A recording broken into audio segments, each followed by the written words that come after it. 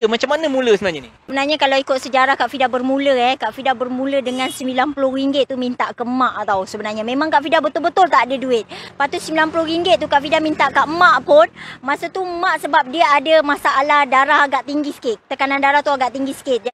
Assalamualaikum warahmatullahi. Okey, hari ini sekali lagi kita bersama-sama dengan CBM. Kali ini CBM Level 2 Siti Rafidah. Kalau anda pernah ingat video pada tahun 2019 dekat Stockholm dulu, dia dapat $14,000. Tahun ni 2022, berapa cek sebenarnya Siti Rafidah? Wah, cek sebenarnya itu dia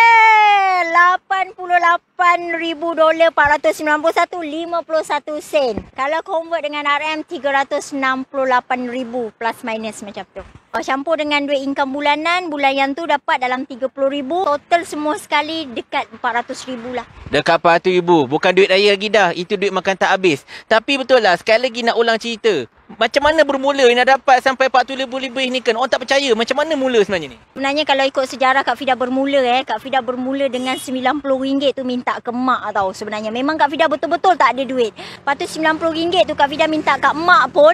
Masa tu mak sebab dia ada masalah darah agak tinggi sikit. Tekanan darah tu agak tinggi sikit. Jadi Kak Fida kata dengan mak, Kak Fida nak RM90 tu mak minum aloe vera ni. Dan Kak Fida guna RM90 mak tu minta ke mak tu untuk berniaga kat platform Forever ni. Itulah dia RM90 minta ke mak, tak ada duit langsung masa tu. Tapi sekarang tengok belakang ni.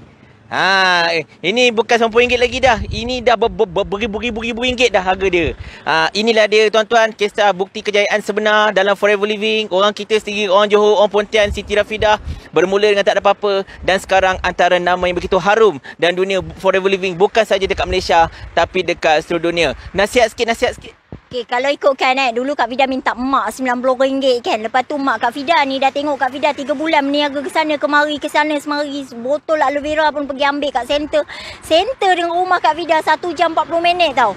Jual sebotol buat celup Maggi tu, close orang bayar duit. Kak Fida pergi punch balik. Sebotol saja tu. Lepas tu mak Kak Fida macam kesian kepada Kak Fida. Dia kata ambil lah long duit tabung haji mak RM1,000 ni buat modal. Masa tu Kak Fida dah bermula 5 bulan dah. Mak rasa kesian sangat. Daripada RM1,000 tu Kak Fida guna sampai sekarang Kak Fida punya stok kat rumah lebih 30cc daripada duit mak Kak Fida yang dia bagi RM1,000. Dan Kak Fida boleh pulang balik duit mak Kak Fida RM1,000 tu setiap bulan sekarang.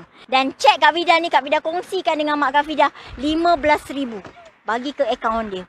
Mak Kak Fida dah lepas pergi umrah 2 kali, pergi haji.